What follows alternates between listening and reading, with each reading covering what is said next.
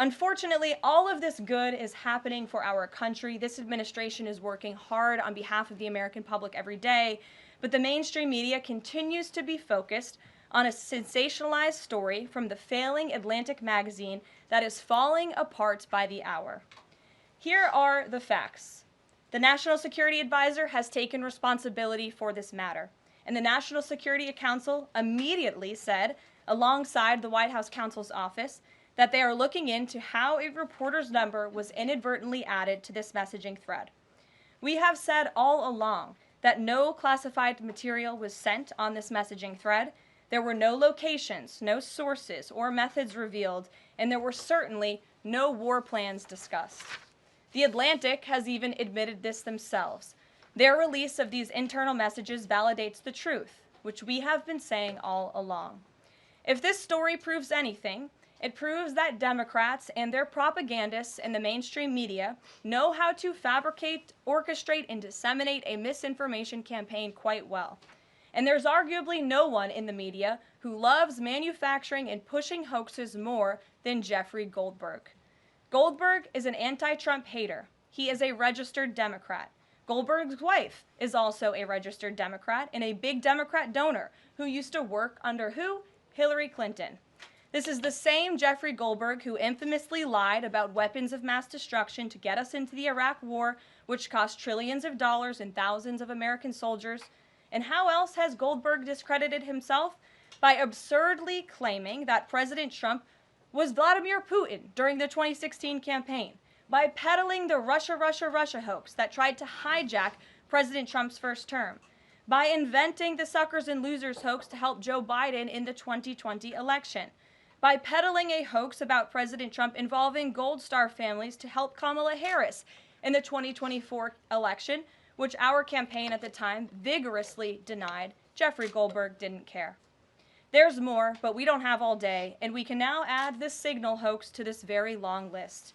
The real story here is the overwhelming success of President Trump's decisive military action against Houthi terrorists. On March 15th, President Trump ordered a series of military operations against the terrorist Houthis to defend U.S. shipping assets in the Red Sea, restore freedom of navigation for international shipping, and defend the United States from enemy threats. United States forces successfully struck dozens of targets across Houthi-controlled territory. And as a result of these actions, several Houthi leaders were killed, including the Houthi drone chief, his deputy, and several of their drone experts and other key leaders. We also destroyed command and controlled facilities, weapons manufacturing facilities, and advanced weapons storage locations. And it's important to remember why this powerful action took place in the first place. Because of Joe Biden's incompetence and pathetic weakness on the world stage for years, the Houthi terrorists grew emboldened.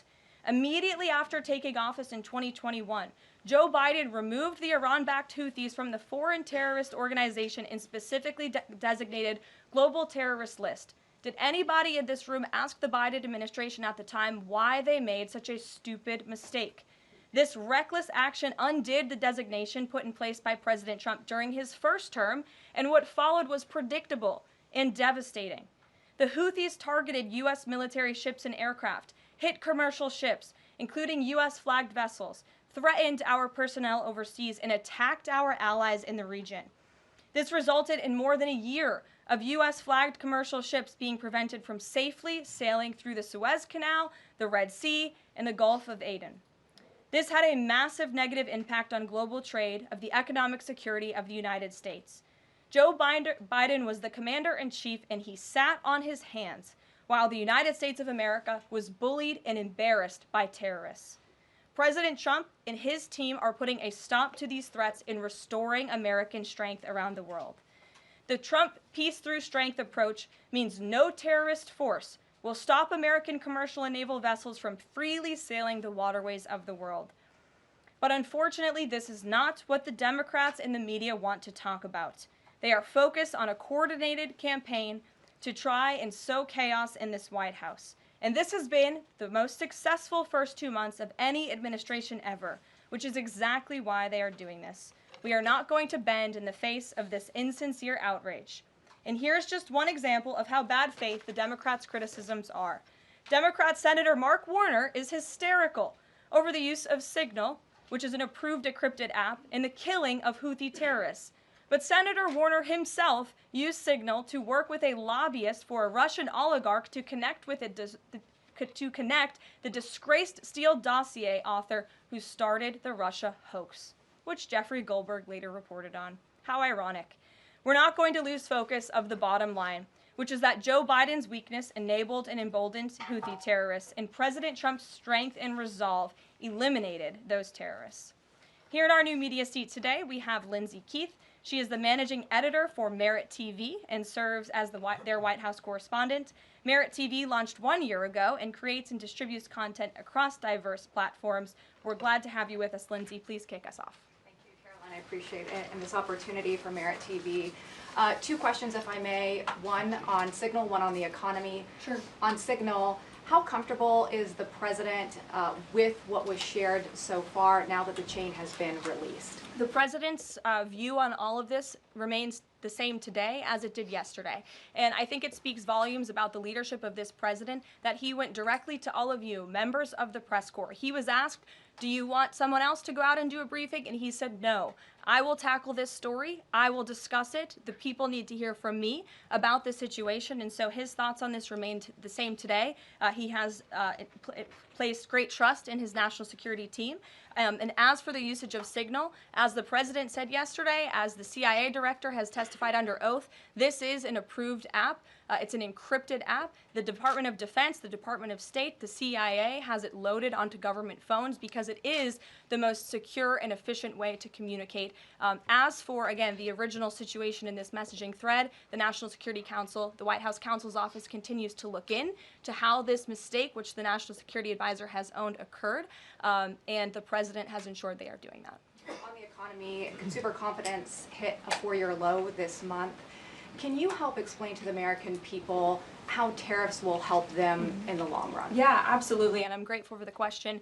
The American public will hear later this afternoon from the president directly on the topic of tariffs. And as you all know, April 2nd day, President Trump has proudly dubbed it Liberation Day for our country. What he means by that is it will be a day where the United States of America will no longer be ripped off by nations around this world.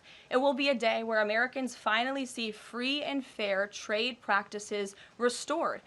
We are no longer going to allow our allies, our competitors, and our adversaries to take advantage of American workers. And if you think about your hometown in the state that you grew up, Main Street looks a lot different today than it did many years ago. And President Trump wants to restore America as a manufacturing superpower around the globe. He wants products to be made right here in our great country with great, hardworking American hands that will ultimately result in higher wages and more money in the pockets of the American people. And he's also, in addition to tariffs, also determined to pass tax cuts later this year, as he did successfully in his first term, to put even more money back into the pockets of hardworking Americans. Peter. Caroline, if I can ask you very quickly about the information we've seen, just to set the predicate to all this. Has the president been briefed and physically seen he's seen all the details of the chat as printed by the Atlantic? I just spoke to the president about it, yes. Then let me ask you, if I can, very quickly. In the chat, Pete Hegseth, the defense secretary, details F-18s, Tomahawks, so some of the weapons that were used. He details the timing involved for this, all of which occurred 31 minutes before, as he says, F-18s would launch. The DoD manual details classified information as significant military plans, saying that is secret, that's classified. So what about, there are no methods, there are no sources, but that's not what determines what's classified. So what is it about what Pete Hegseth wrote that makes you say this is not classified? Well, it's not just me saying that, Peter. It's the Secretary of Defense himself who is saying this as well. And he put out a very strong statement earlier today listing all of the things that were not included in that message that he sent to the group. And again, this message, there was no classified information transmitted. There were no war plans discussed.